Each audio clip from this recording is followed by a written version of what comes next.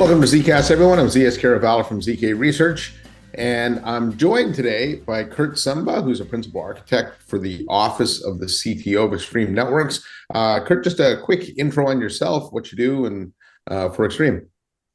Hey everybody, hey ZS. I've been with the company for 15 years. Started off as a NAC specialist, so network access controls. I was a security guy, and then over the years I evolved more into a development engineering role because we've seen companies that wanted to integrate data more and more into the NAC system. And then over the many years, I made it into a team that we call Office of the CTO, and that team is basically there to make sure that Extreme is reacting to all new inflection points in the market and picking up important trends and reducing risk for the company. Yeah, so we're going to talk sustainability today, and I'm glad to have you on because you're based in Germany, correct? That is correct, yes. And you guys have the highest power prices in the world, so I don't... Yes, I'm not sure I should smile now, but we are one of the highest in the world right now, yes. Yeah. I believe one of the reasons for that is all the war going on between Ukraine and Russia that has led to an increase in gas prices and electricity prices. So inflation is high as well. So yeah, that's a challenge for a lot of our customers as well. Yeah, and so sustainability is an interesting topic. It seems that it's been big in EMEA and Europe now for several years, but it seems like the rest of the world is finally catching up.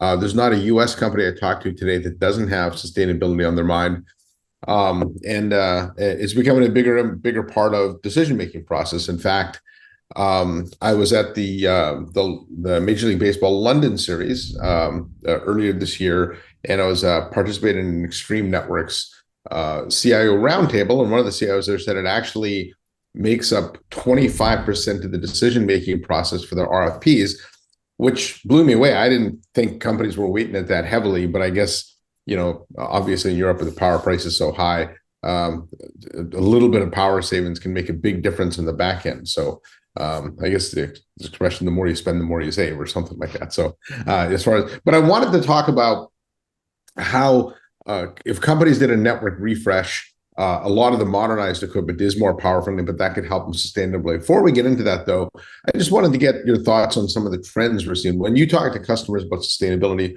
what are they telling you? Well, as a matter of fact, is what you just said is reflecting what I see as well. So we've seen in RFPs that customers weigh the sustainability components of the overall solution between 10 and 20% nowadays. So that is a very, very big impact that we have with this topic on the overall RFP. And what I see is really that customers first want to measure their impact, and then they need to reduce their impact. And why do they want to do that? It's not, well, some just do it because they want it for the better of global Earth, but some really have to do that because we'll see more and more regulations, especially starting in the EU, for reporting non-financial data. Right. So far, companies, at least those in the stock market, had to report financial data, but we'll see more and more requirements, regulations for reporting non-financial data. And even companies that are not listed on the stock market will have to report non-financial data. And this will include data about water waste, recycling, impact on the environment, electricity use, and so forth. So that's a big driver nowadays.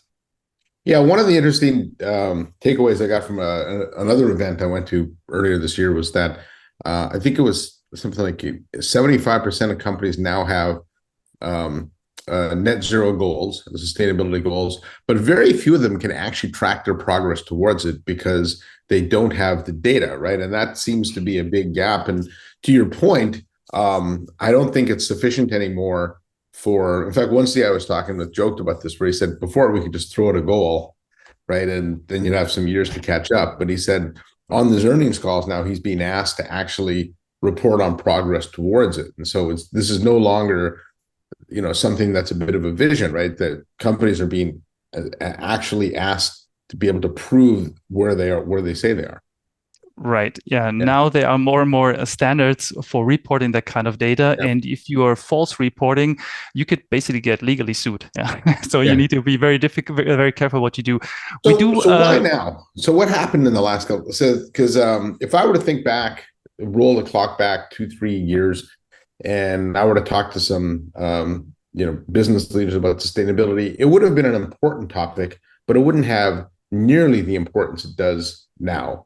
And it seems like over the last couple of years, there's been an escalation of sustainability. I don't know if it was, what caused that, but just curious. And any thoughts on your mind? And I do think the war did contribute to it, though. Yeah, that's true. Yeah.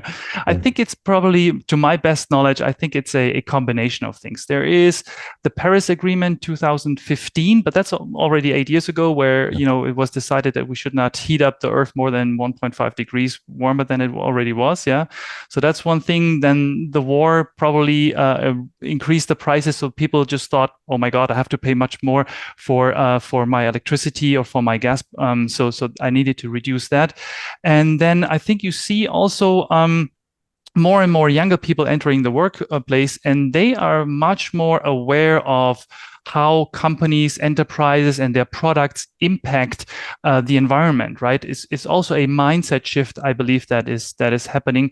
And then maybe some extreme weather scenarios that have kind of increased in the last 2, 3, 4 years. That could be another factor that is more like a psychological thing. That's just my thought, right? I don't have the truth, but these are factors that might contribute to that. Yeah. All right, Kurt. Well, with that being said, I believe Extreme has their own reported sustainability goals. Can you just talk about what those are? Yeah. So we have sustainability product management goals. We have to define the product management and resource consumption goals. The product management goal, the most important one, I believe, we have set up in 2019, and the goal is to improve the power efficiency of new products by 20% by the end of this year. So we are on target to hitting that 20% efficiency reduction. So that will be basically achieved through better and more efficient power supplies, better and more efficient ASICs in the switches and in the APs. That is one very important goal. The other goal, when it comes to resource consumption, is the new, not new, but more and more important topic of circular economy. So what's called the circular economy is really to make sure that if you think about a product, when it is designed, it is tested, it is built, it is running on the customer side, and then it is recycled. The whole process, that whole life cycle, needs to be rethought and redesigned from a sustainability perspective. And that's where we also set up goals. For example, one is to reduce the carbon-based footprint by 50% in 2030. So that's the whole footprint, scope 1, 2, and 3 footprint. In accordance with science-based targets. So science-based target is a conglomerate of companies that have signed the science-based targets goals, and we are part of that right now. And as you mentioned before, it's not a net zero yet, yeah, because we need to be very realistic what we can and cannot achieve, and we might adopt those goals as we go along. But at the moment is carbon footprint reduction by 50% in 2030. All right. And then tell me about how you've changed the design of your products to make them more sustainable. From what I understand, companies like yourself are using more recycled components, things like that, right? Yes, you need to reuse more recycling components. And now the customers have the option to return their products after the end of life. So we are ensuring that we do recycle those components of the product that are recyclable, yeah, and that we actually have to work also with our vendors of the chips that we have from various places in Asia. So we're trying to also establish an environmental management system, which is part of our ISO 14001 certification. Yeah, that's a mouthful, but basically that certification means that we are now setting up an environment management system that allows us to track and improve the impact we have as a company running and operating our business on the environment. And we are asking all our suppliers along the supply chain to do the same, right? So there's another goal that we have where we kind of make sure that a certain percentage of those suppliers are also ISO 14001 certified. Yeah. All right. And that makes sense, because that actually helps you with your scope 2 and 3 by looking downstream as well. So, yeah. Yeah, I mean, measuring scope 3 has always been a problem, right? That's the biggest challenge here. And, we don't have like the perfect numbers and the perfect solution yet, but it's a process, and you need to start that process if you want to achieve the goal at some point in the future. And we started that process. Yeah, well, it's coming, I guess. And so, so for customers out there that are watching this, or network architects that may have perhaps delayed a network upgrade or are thinking about doing one, can a network refresh help a company achieve its sustainability goals? And if so, can you talk about how? Yes, it can. So one thing is really, which I mentioned quickly before, is really the upgraded ASICs and power supplies. So every switch has power supplies, and those power supplies have different standards, right? And the different performance levels. So there are power supplies that are 80% efficient, 90% efficient, 90% plus. So these are different efficiency standards. We are now in the latest products using the highest efficiency ratings. So that is a big impact that we see. All our APs now use materials that are more recyclable than the older APs. So these are a lot of things that you can do from the hardware side. But we shouldn't only look at the hardware side, right? So we can talk later about the software side as well, which allows us to do things that probably wasn't able in the past. For example, modern switches nowadays use PoE with different classes, and PoE by itself is a very interesting topic to look at what it can do for us. Yeah, and you had mentioned the ASICs. Just give me a sense of how much more power efficient today's ASICs are versus ones that, a few generations old. And if you don't have exact numbers, is that okay? Just, from a ballpark perspective. Yeah. So I don't have the exact numbers. I've been talking to engineering about this, and we see efficiency gains. So we've seen big gains 10 years ago with those ASICs that came, roughly 10 years ago, where we would be like 50% more efficient. Now the efficiency gains are more in the ballpark of 10 to 20%, right? That's still a pretty big number. I mean, it's still a big number. Yeah. If you think about it, we have hundreds of thousands of switches out there with customers, hundreds of thousands, and think about everybody would be 10 or 15% more efficient. That is a big number, right? Globally speaking. Yeah. So it is very, very tangible. Yeah. Yeah. And then there's also the aspect, and we were talking about this a little bit when we were preparing for this, but the concept of consolidating capabilities. So for instance, an access point today does a lot more than an access point that's two or three generations old. And so can you talk a little bit about, like, from an IoT perspective, and when you think about today's AP, how it's different? It's not just Wi-Fi it's providing, right? There's a lot of other capabilities. Right. You are right. Yeah. Back in the days, it was just Wi-Fi. Nowadays, you can think of an AP like an integrated service delivery platform or service delivery entity, right? It delivers the Wi-Fi service, but it delivers also Bluetooth service. It delivers an RF scanning, like a security scanning mechanism. It delivers also an IoT gateway mechanism. So all these functionalities are combined into a single physical hardware, which only needs a single cable to be powered and deliver data, right?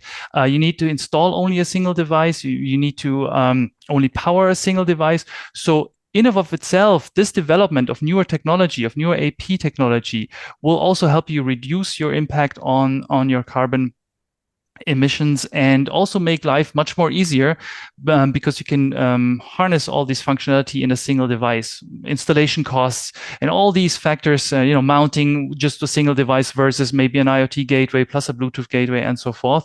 All of these factors you get when you move to newer hardware, right? And if you think about the power comparison too, where because if it's a single cable and it's using PoE, but how much power does that take compared to what plugging it in might be? You're having multiple products. Oh yeah, that's a good factor, because if you think about our latest and greatest value tier access point, the AP3000, it runs Wi-Fi 6E, so the latest standard, but it runs only on 13.9 watts, which means you can run it on 802.3 AF, which is basically the first PoE standard, the lowest PoE standard. So it's a low power AP, but still provides you with all the capabilities that you want to see. And we see this is part of a trend, a bigger trend, where we see. Let me go back a little bit in time. Back in like the 2000s, early 2000s, we've seen a trend where we converged not only data, but we converged voice on the switches, on the switch side, on the Ethernet, right? We had voice of IP all of a sudden running through an IP Ethernet switch.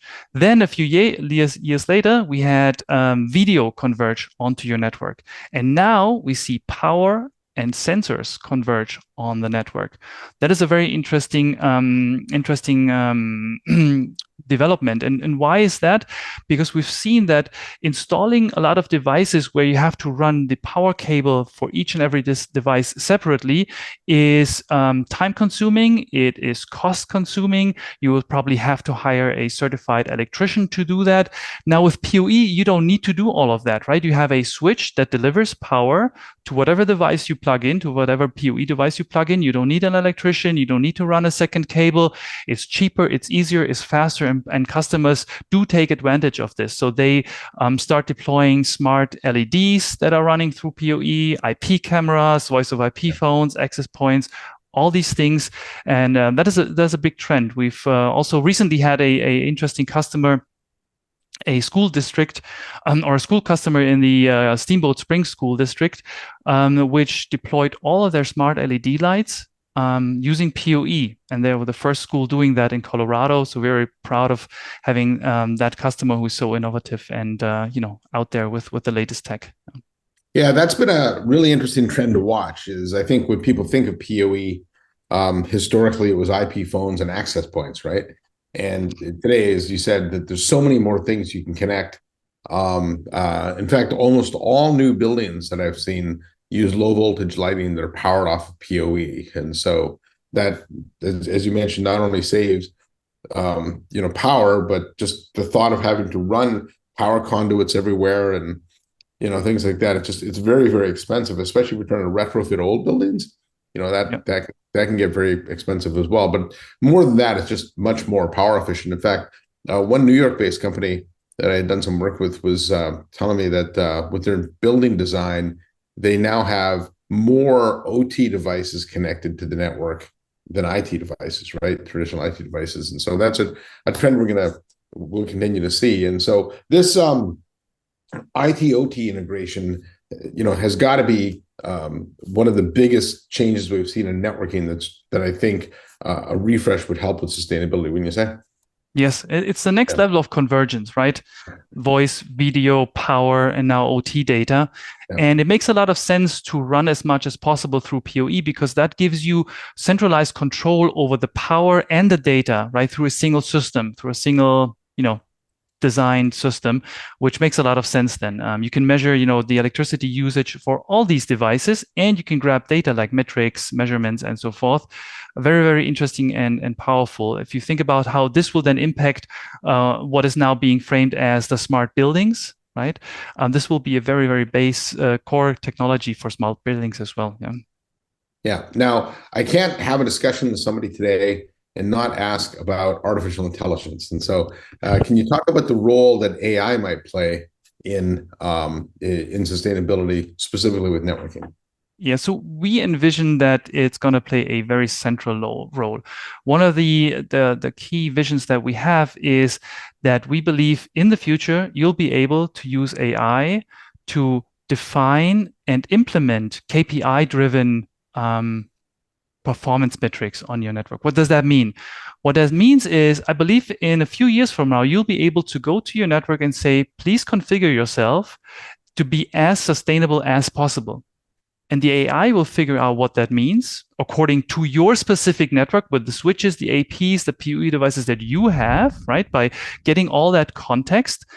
And then it will configure the system in that way that it is as sustainable as possible. So it means it doesn't have to be as fast as possible, right? Doesn't have to have the best bandwidth or latency, but as sustainable as possible, which means the AI could decide for itself, looking at the data of the last few months, the usage data, to say, all right, a few of these floors in that building are never used on the weekend. Or this building is not used at all, or just 10% of that building is ever used. And it will give you recommendations of shutting down access points at night, shutting down lightings in the evening at night, even suggesting maybe to reduce your office footprint in certain areas where it's underutilized. So all of these things are relatively tough to do using humans if you have a pretty large infrastructure. I think about a company with 100 offices spread out globally, right? It's not easy to do all these analytics and then also to to implement these scheduled power downs, power ups, and so forth. But with an AI, we believe that is possible, and not only possible, but also possible under certain KPIs that you define. So business KPIs can tell the network how to behave. And I think that's going to be a very, very interesting trend in the next coming years. And it's going to be a reality, we believe. Yeah. Yeah. Now, if we are going to leverage AI, then that requires more data, right? It's hard to, obviously, good data leads to good insights. And as I mentioned before, I think where a lot of CIOs struggle, and even business leaders, they don't have the data to help them make good sustainability decisions. From what I understand, Extreme Networks has built a tool, or is in the process of building a tool that can actually help visually see, at least with the network, what's going on from a sustainability perspective. So can you talk about that? Sure, sure. So last year we had customers coming up to us asking us for more insights into how much electricity their networks is using. And what we did is we built a tool in the office of the CTO that customers would install locally, and it would go out on a regular cadence, every few minutes, would just grab the energy usage from all the switches and all the PoE devices, which means also from the access points, IP phones, and what else is there. And we've built a dashboard that allows them to get deep insights. And we had very interesting outcomes. So for just to give you a quick example, we had a university here in Berlin, in Germany, which we saw their PoE consumption at night always drop relatively significantly. Every night at the same time drop and then come up again in the morning. And I was asking their IT guy, if he can explain what happens, right? I mean, the measurement shows it, but we didn't know why it would happen.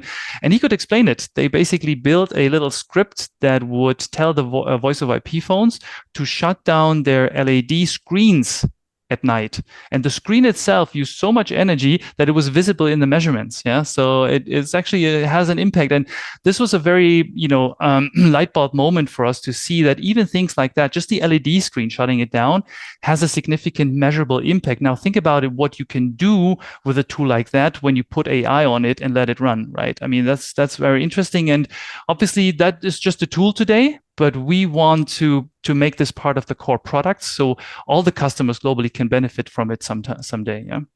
Yeah, and I guess they would just sort of that goes part and parcel with the AI question, right? That if you have the data and you see the things, eventually, at first, I assume you'd make recommendations, but then long term, that would all be automated. Yeah, that's one of the ideas, to say recommendations first, and then maybe even have like a multi-level setting for customers that would say, okay, if you just want, medium savings, but they're super safe to your business, you can enable that. But if you say, I want as many savings as possible, right? I want to maximize it. Then the system could go a little bit more aggressive. But you're very right. I mean, collecting the data is the core for every AI system. And we have started with a rather new technology, which we call the digital twin. Yeah. And this is also part of that whole strategy to collect data and work with data on the network side. And you'll see a lot more in that area of digital twin in the next coming years, where we try to really create a virtual copy of your network, not just a single switch. Today, it's a single switch that's virtualized and has a lot of benefits and advantages, and customers use that already globally, but we'll do much more in that space. So be on the lookout for some very interesting tech to come. Yeah. Yeah, and so in theory, with a digital twin, then I could be able to make changes to my network and actually not just see from a performance perspective what it means, but what it means from a sustainability perspective too. Right? Correct. That depends on the KPIs. At least we envision that you would set up KPIs. I want this from my network. I want it to do this, right? Achieve the best latency, or the best performance in bandwidth or whatever, and then it would configure that. And the AI could basically configure the digital twin first, run simulations on the digital twin, see if it works out, right? And then feed it into the live network. So that's it's very, very interesting research that we're doing right now. And it's going to be super interesting to see that someday alive. Yeah, that's the goal. And lastly, then, can you talk about the role of the cloud? How obviously a lot of management functionalities moved to the cloud. I think a lot of the AI is done in the cloud. But from a broader perspective, what's the role of the cloud specifically to sustainability? Well, different aspects. One thing for sure is if you think about the situation where you think about you have 10,000 customers and everybody runs their own set of Wi-Fi controllers. Yeah. So you're talking about 20,000 Wi-Fi controllers that run at customer sites globally versus all these 10,000 customers consume their management through a cloud-based solution that is centralized and that is running on the latest and greatest hyperscaler technology, which is relatively efficient and modern. So we believe that it's much more efficient to run that management on a cloud system for thousands of customers that scales through microservices and Kubernetes and is super efficient versus everybody having to install their own controller. So that's one component which we believe is super helpful where the cloud comes in. Another component is the cloud has global visibility. So you might have office locations everywhere in the world. And back in the days, what you would have to do if you, for example, wanted to figure out what's going on in one location, you probably have to send someone there to figure this out. Nowadays, you have a single point of visibility and you could basically clearly see what's going on in that location. You might not even have to send any IT team. Think about a rollout of a new switch, right? Zero touch provisioning and the visibility that we enable with the cloud enable you to install new devices by someone locally on-prem who's not a network specialist, right? That saves on traveling costs, that saves on flights and the impact they have on greenhouse gas. So that's another impact. And then also if you have visibility on who is located in your network in the various workspaces that you have. So you have location data, location sensing, you see Wi-Fi connected devices, Bluetooth connected devices. If you know nobody's there in a room or on a floor at night or during the weekend, you can instruct the lights to shut down automatically, right? Using PoE, for example. Or you could tell your HVAC system to lower its performance because why would it cool a floor super cold if nobody's really on that floor, right? So there's a lot of potential to save on energy, save on your greenhouse gas emissions, and make the world a little bit of a better place, I guess. Yeah. All right, Kurt. Well, thanks for that overview on sustainability and how a network refresh can help with those goals. It certainly seems like, from a technology perspective, IoT, AI, cloud, all those are coming together to help IT engineers actually make their environments more sustainable. So thanks for joining me, Kurt. Thank you so much, Zias. So on behalf of Kurt Semba from Extreme Networks, I'm Zias Caravallo saying thanks for watching. Don't forget to hit that subscribe button, and I'll see you next time on another ZKast.